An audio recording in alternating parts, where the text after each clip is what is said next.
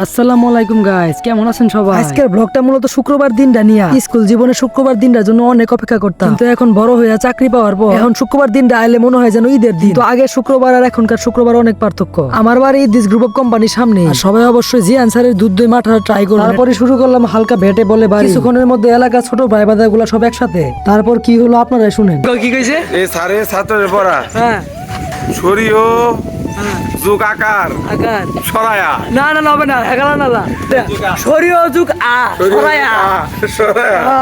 তারপরে চলে গেলাম আমার সেই পছন্দের জায়গা। কিন্তু দুঃখের বিষয় হলো এখানে কিছু ডেঙ্গা পুলিশ আমার আবার দেন। এখন আমার এলাকার কিছু ভাই বাদার মিল্লা হালকা গোসল দিমু।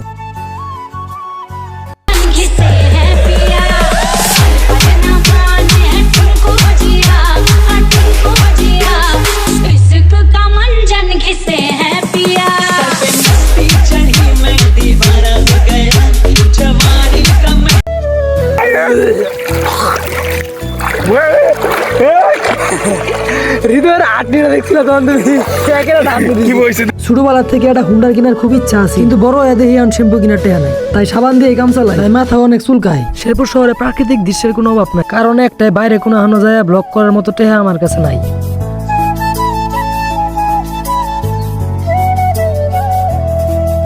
টানা 1 ঘন্টা গোসলের পর হাতগুলো একবার ফুটানে গেছে, মনে হইতেছে জীবনে 80 বছরের বুড়া।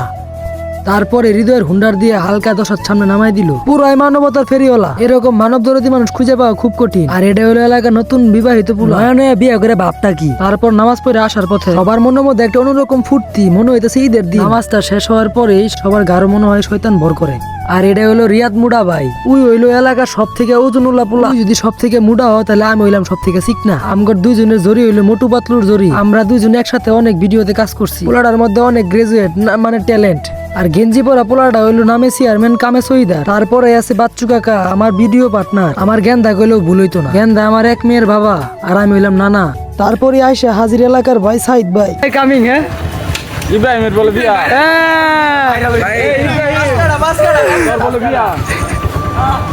সবাই দাওয়াতে নিয়ে যাবো। ইব্রাহিম সবাই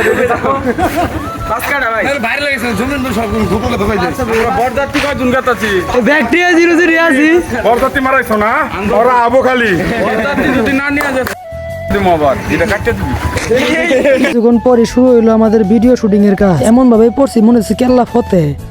একটা ভিডিও বানাবার যায় কত জোগাড়ি না করুন লাগে। আমগর এলাকায় আবার একটা 6 দিন পরে একদিন ছুটি পাই, ওই একদিনে ভিডিও শুট কইরা এডিট কইরা থাম্বনেল বানায় আপলোড দিতে হয়।